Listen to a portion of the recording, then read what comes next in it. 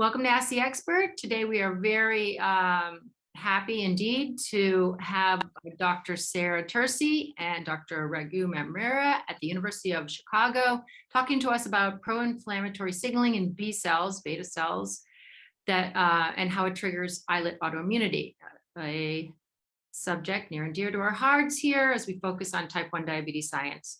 So just a quick bio about the two of them. Dr. Tersey, she's a research associate professor at the University of Chicago. She's an islet biologist whose research focuses on the role of the B cell or beta cell in the development of type 1 and type 2 diabetes. Primary goal of her research focuses on understanding the molecular pathways that play a role in the development of diabetes. Dr. Mirmira is an international leader in type 1 diabetes research. He's a professor of medicine at the University of Chicago.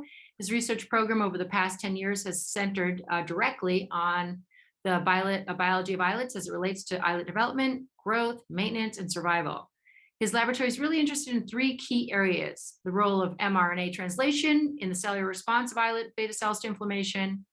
Secondly, the role of lipoxygenases in the dysfunction of beta cells in type 1 and type 2 diabetes. And thirdly, the identification of biomarkers of beta cell stress and death in diabetes. Welcome to you both. It's a pleasure to have you. Thank you. So do you want to dive right into to your slides? Yes.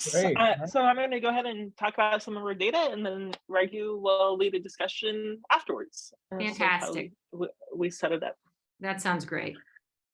Great. So since we're going to have a discussion afterwards, I thought I would start with introducing some of our team. So the study that we did was led by a postdoc that was in our lab when we were at Indiana University. Her name is Annie Pineras, and she led most of these studies. And then we had a bunch of members in our laboratory, both when we were at Indiana University, as well as our members at University of Chicago. It was co-led by me and Raghu. And then we had a couple of postdocs, Abhishek, and graduate student Andy, and some senior scientists, Faye. So you'll see some of the work as we go along. We're funded both by the HERN and NIDDK. We got islets from both the Integrated Islet Distribution Program, the IIDP, as well as the Alberta Diabetes Institute. So with that, great. I like that. Introducing the talent first. Excellent. Yes, I want to make sure that we get them covered. They're the important parts, right? Yeah. So during type 1 diabetes, beta cell mass and function are diminished due to autoimmunity that leads to an insufficient insulin secretion and hyperglycemia.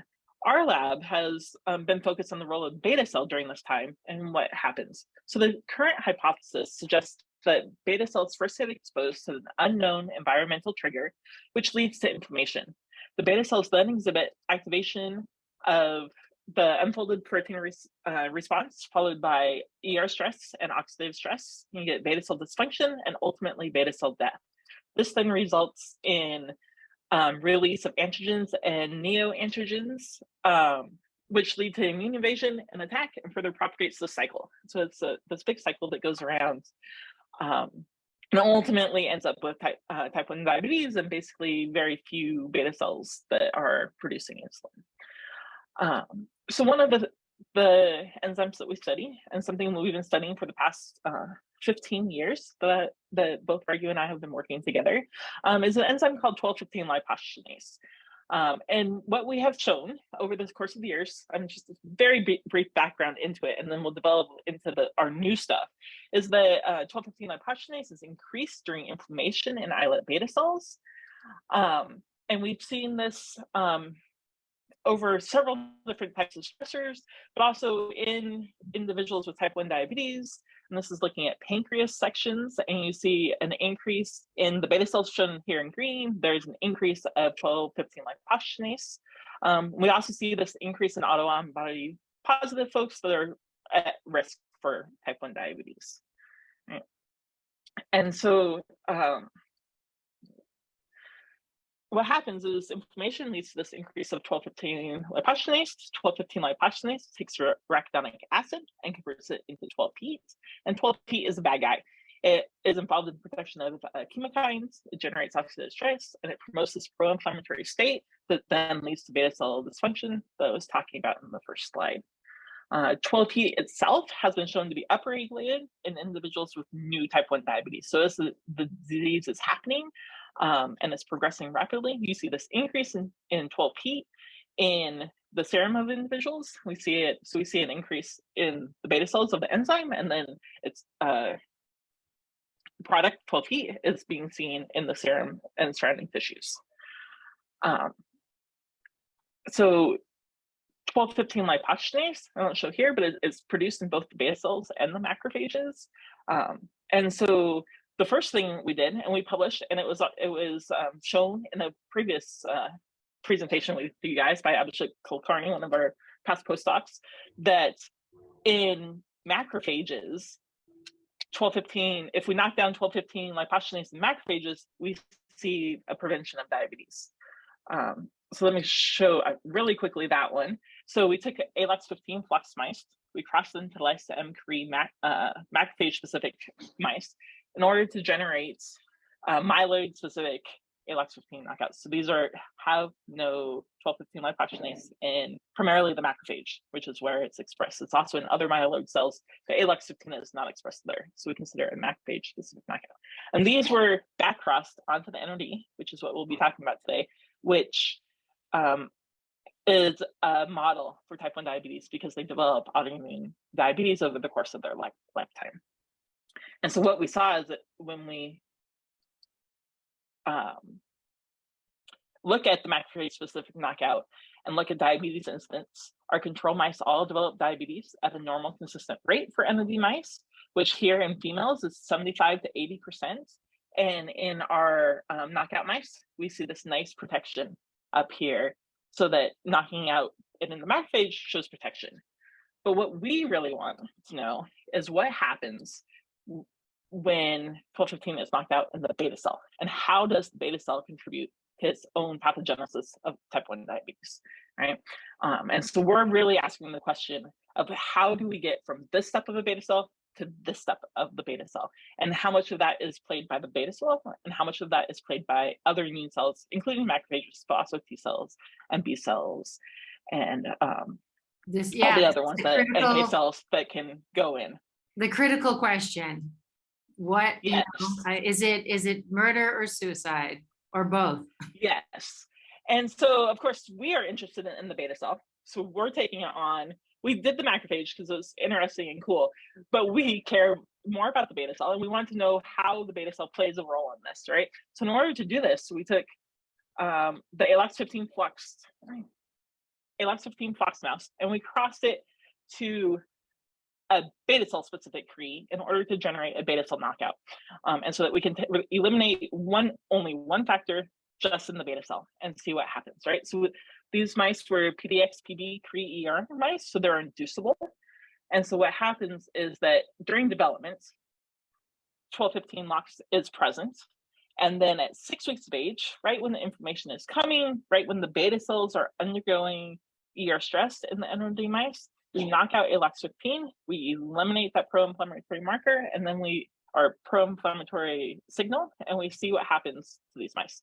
So now we have what we call the delta beta mice.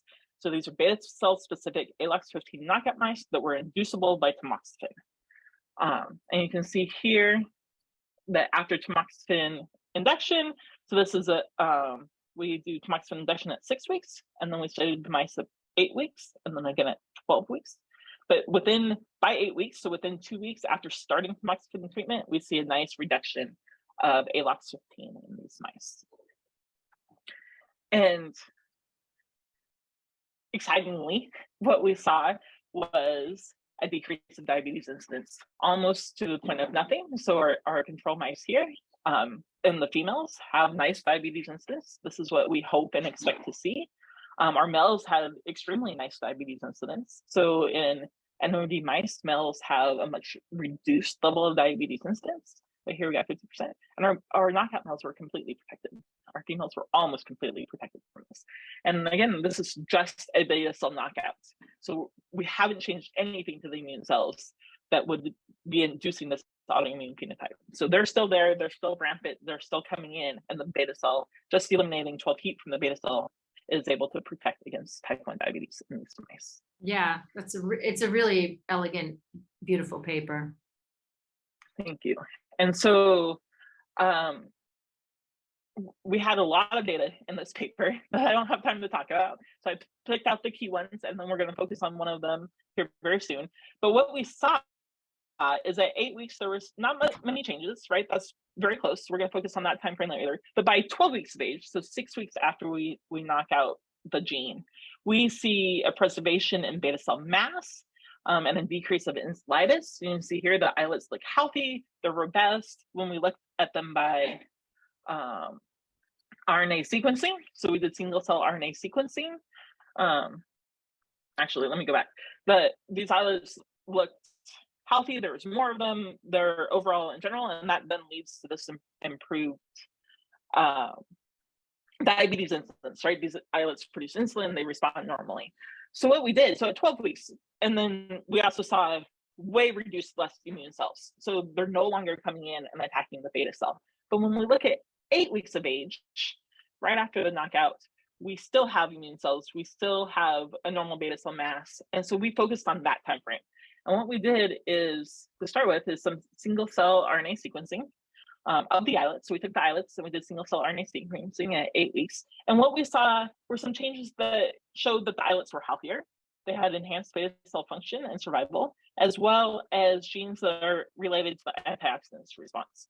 So in the very beginning, I mentioned that 12-15 LOX plays a role in oxidative stress primarily. And so we're seeing that here. So these guys have reduced oxidative stress.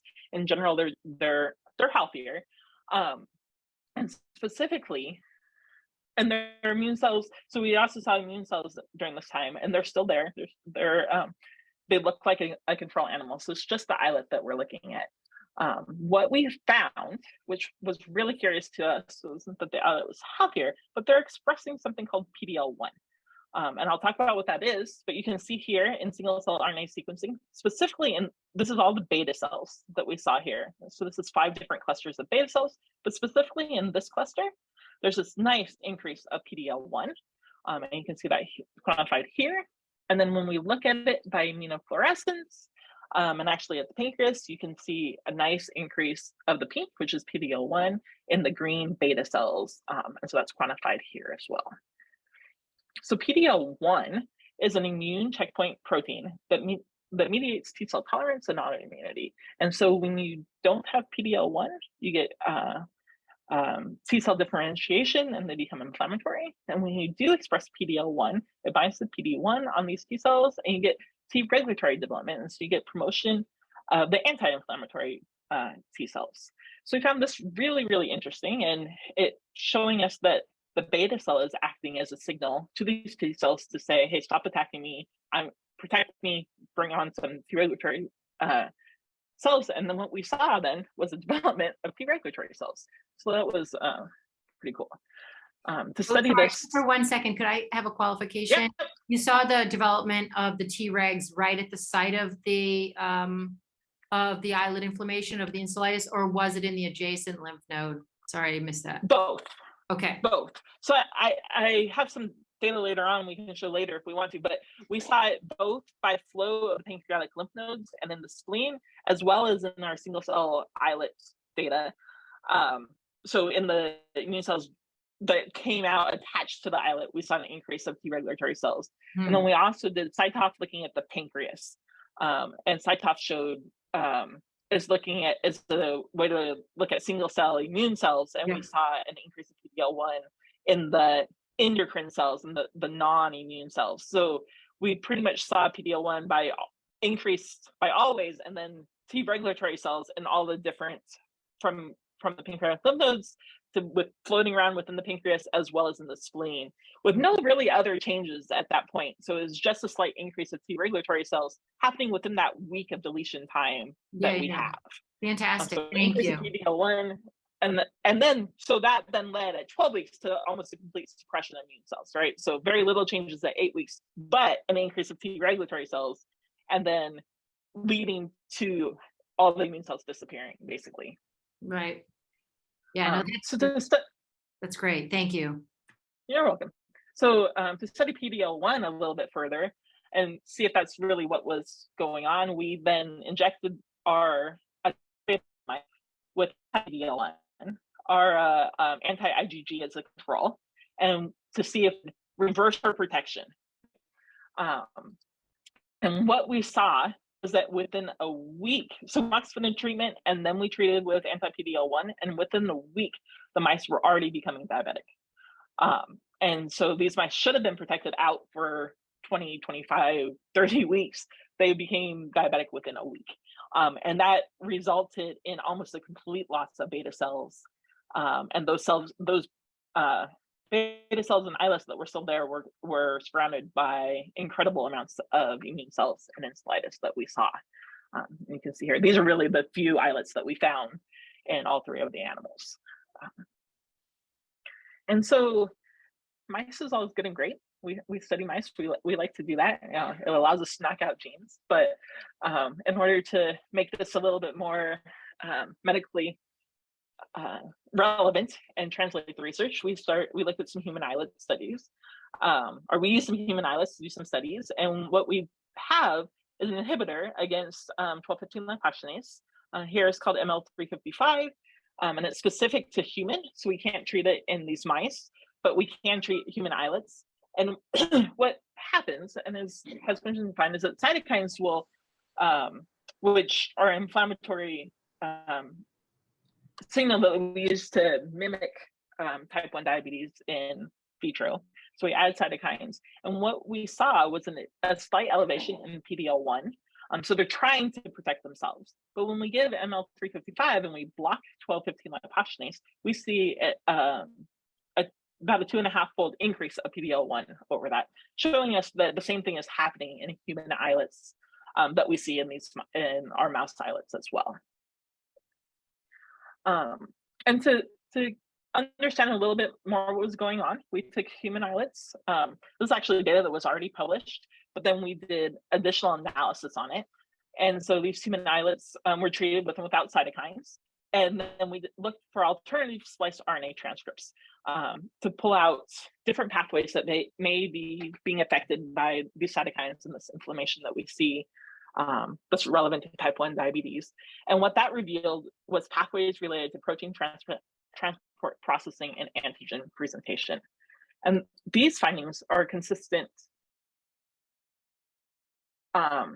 with stress pathways, and one of them being the integrated stress response. So the integrated stress response activates upon the production of unfolded misfolded proteins, which we see in type 1 diabetes, because as the islets try to produce more insulin to compensate from them dying, they start producing too many and they can't overcome that process. And so you get this activation of the unfolded protein response. What we found is an increase of PERK, which leads to the integrated stress response, which leads to the phosphorylation of eIF2 alpha, which leads to a global translational block and stress granule formation. And this is they block translation to try and help relieve this unfolded protein stress. Right? And so what we looked at is if we block ISR, the integrated stress response, in these human islets after cytokine treatment, do we see the same increase in PDL1? And what we found is yes. So we use an inhibitor called Islet, so the integrated stress response inhibitor, and it helps to alleviate the phosphorylation of what happens when you phosphorylate eIF2 alpha. And we saw the same, almost exactly the same increase of PDL1 that we see when we block with 12-LO inhibitor. And so we went one step further and looked to see if our ISR was alleviated in our NOD mice, in our delta beta NOD mice. And what we saw was that there was a reduced phospholipid eIF2 alpha, which is the step here, and then also a decrease of G3BP1, which is the stress granule formation. So both responses, it looks like our delta beta, the 12-15 lipogenase, leads to an increase of integrated stress response, which then leads to not being able to increase PDL1 as much as they need to in order to protect themselves from diabetes. And by just blocking that one enzyme in the beta cell, we can help to alleviate the integrated stress response and help these beta cells, one, protect themselves and then stay functional and live, right?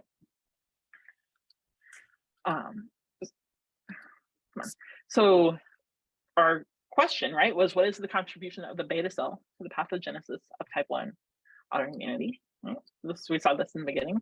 And we're really thinking our data, plus some of the other papers that have recently come out, and going back for the last about 10 years, we've been really focusing on the beta cell, is that when the beta cells have a stressor, unknown at this time, but that leads to something like the integrated stress response. So whether that's environmental, viral, there's a bunch of triggers that we think that can lead to this.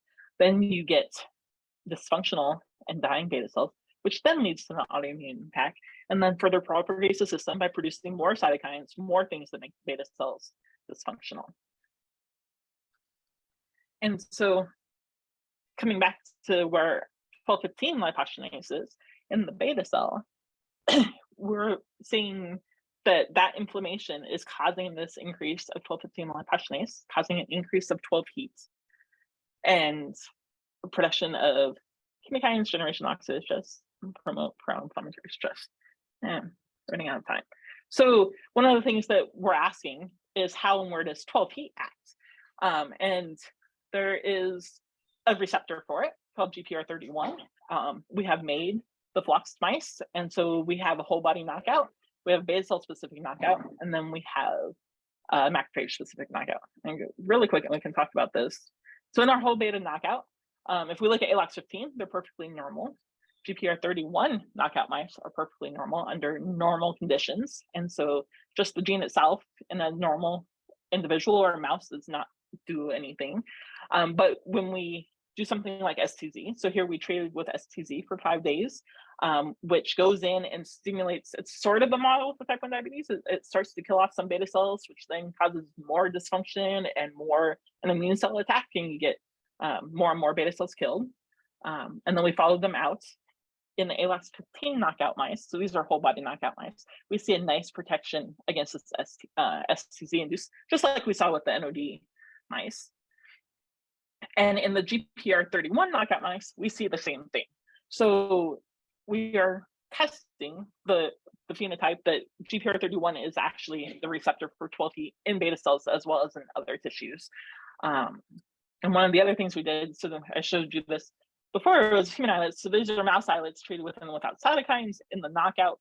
And we see the same genes popping up that are being regulated by 1215 lipogenase as being regulated by GPR31. So we really think we have a receptor here, and which leads us to some questions about how this 12, and hopefully some answers about how 12-heat is acting, and can we follow some of these pathways to try and prevent type 1 diabetes. So I'm going to turn it over to Raghu so he can discuss some of our questions in our remaining few minutes and go from there.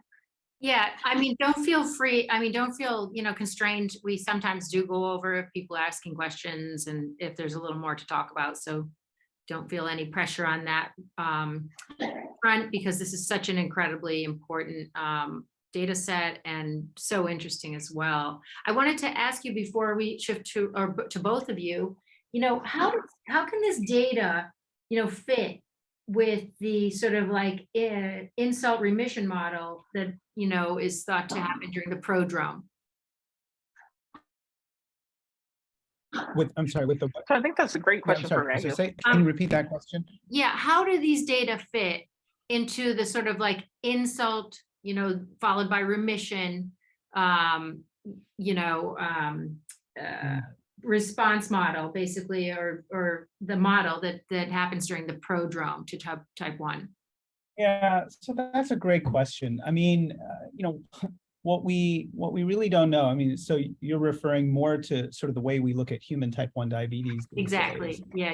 And with the concept that it's really maybe more waxing and waning immunity, right, in the period prior to overt type 1 diabetes. Mm-hmm. And I think that's a great question. One of the things that, the way I like to look at it, honestly, is, if you look at our single cell sequencing or anybody else's out there in the literature, you find different states of beta cells, whether they're states or whether they're different kinds of beta cells. Who really knows? Because we're just looking at a point in time. Right. But that said, I think what happens, and the way to kind of think about disease and, and the waxing and waning insults that are happening to beta cells, is that, the most susceptible beta cells go first. And I it could very well be that the most susceptible beta cells are the most functional beta cells. They're the ones that are really focused on producing insulin. They're the ones that are really sort of regulating glucose homeostasis.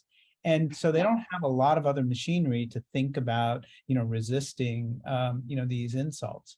And so, and I mean, I think like the Benninger group has brought up in previous podcasts that Richard Benninger's group that, that there's the potential for a pacemaker type cell, beta cell or cells that might be working hard to really set the tone, right? Of correct. Basal insulin secretion. That's exactly right. That's exactly right. So, if you start losing those cells, you start knocking them off, what are you left with? You're left with more dysfunctional cells that may actually be the cells that are resistant to immunity, right? I mean, we know from a lot of data that have been recently published that there are residual beta cells in type 1 diabetes, right? They're just not tremendously functional. Some nice work by, my colleague Emily Sims, for example, Carmela Evans Molina, Linda Meglio have shown that, proinsulin levels are higher in patients prior to the onset of type 1 diabetes. What does that tell you? I mean, I think it kind of tells you that what you've got left as the disease progresses are, dysfunctional or maybe less, of these sort of pacemaker beta cells, if you will, right? And so I think that that's what we might be seeing in human type 1 diabetes, is that the more we let these other cells go, the less we get functional beta cells. And those cells that are going, right, are the ones that may be releasing, autoantigens that, get them targeted for by the immune system. So, it is that vicious cycle. And and when the stronger ones, or the ones that are more, leading the pack and insulin secretion sort of go by the wayside, then you get the resultant hyperglycemia, which further stresses them, correct? So it's a loops scenario. It is. That's exactly what it is. That's exactly what it is. And so, I guess maybe, the $1 million question is, are these cells, in a fixed state, or are they in, sort of transient states? That we don't have the answer to. I don't have the answer to it. But, there is a reason why that if the good beta cells have died off, the less functional beta cells probably don't have a strong tendency to want to become the good guys, because they may be targeted. So the reality is that there may be pathways that suppress those beta cells from becoming more functional, that become more active in those cells, because there is active cell-cell communication, right? Yes. The islet, that's well documented. So I think really the next phase, in my opinion, of type 1 diabetes research is going to be that islet microenvironment. I mean, we're talking about it right now, but I think this is really the hot area now. How are the beta cells communicating with one another, and how are they suppressing their differentiation states or their senescence states, or whatever you want to call them? Yeah. Anil Bhushan and Peter Thompson would go for the senescent. Others go for other things. But yeah, that's fascinating. I love how you brought that full circle, and really talked about the system, because it is really it's a physiological system. I wanted to open it up to other questions. There's several people out here. Dr. Wang is here. I wondered if he had something to ask. Or anyone else? I see Erica out there too. I know Erica. Okay. Hi there, Erica. I don't know if anyone. I'm okay right now. I'm looking for your talk, Raghu. Okay. Well, so let me bring up, this other idea here, right? So we've talked about, the beta cell, and we promote very strongly the idea that beta cells may actually be leading to their own demise. But then, at the same time, that may be somewhat simplistic, right? Yeah, because the immune component does play a role, right? And we know from genome-wide association studies that HLA, for example, is really critical in the risk for type 1 diabetes. So, I think that the way we have to be thinking about this is, yes, the beta cells might be the bad guys and they may be complicit here, but that, the immune system is not entirely innocent from our perspective either, right? So there must be, this combination of bad beta cells and bad immune systems, right? Yeah, they both need to be attacked. I mean, that's why, Jeff Bluestone has his Sonoma Bio going strong too, right? I mean, he wouldn't be doing that if there wasn't a case for it. Yeah. And I think it really does speak to the importance of thinking now about if we are going to think about combination therapy, it may not be combinations of immune agents, but it could be a combination of immune agents and beta cell agents, for example, right? And the other thing, when you think about precision diabetes, type 1 diabetes approaches is, how might the disease differ by the stage at which people present or are presenting with the disease, and B, other individual variations, their life exposures and or their ethnic background or their other genetic makeup, and which one might you want to think of targeting more than the other? Yeah, I mean, I think you have to, once there's a roadmap or an atlas for the prodrome, I think that brings to bear all these things you're talking about and better understanding of them. And it does seem that the field is starting to drill down into the prodrome. Companies like Provention and others are really highly targeted on that that area. And I think there's going to be a lot of interesting work coming out to further define it, which will be helpful. And if you want to start, talking about extending remission or stopping progression, things like that. Yep. If you when you talked about the increase, of course, this is in mice, but the increase in the Tregs, I mean, how can that, thank you. Yeah. And sorry. That's great. Perfect. And how can that, that along with the PDL, piece be further, honed in humans? Yeah, that's a good one. And people will point out, right, that these inhibitors of PDL1 or PD1, which are known as checkpoint inhibitors, probably don't cause type 1 diabetes as much as they cause other autoimmune endocrinopathies, and that's true, which is part of the reason why I say that there is a role for the immune system or a deranged immune system in some way, right? That makes those individuals who are very reliant on PDL1 for suppression of autoimmunity more susceptible to type 1 diabetes. So I think, therefore, it's still a small population. So what that means, I think, is we need to be thinking about, again, the heterogeneity of the disease and who might benefit from PDL1 type therapies, right? It would be great when you think of, gene therapies, if you could get a lot more PDL1 into beta cells, specifically into beta cells, that would be a good thing, but not necessarily in everybody. And so I think part of it is we just need to think a little bit about, how the disease varies among humans, right? Between individual to individual. Oh, Dr. Wang, do you have a question? Yeah, very great work, and I really like the approach focusing on the islet, the development of type 1 diabetes. So actually, I saw you also mentioned on your last slide, I guess the next important question is like, with all these findings, how you gonna like deliver these therapeutics to the islet beta cells? How you gonna target these cells? What are your thoughts on this? I think that's, I don't know, Sarah, do you want to attack that?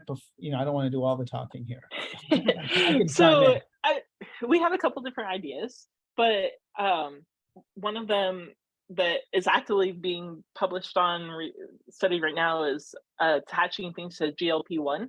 GLP-1 receptors are on the beta cell, and so if you have a conjugate that looks like GLP-1, it then combine and pull in. So there's some companies out there that have RNAs that you can put in through this method.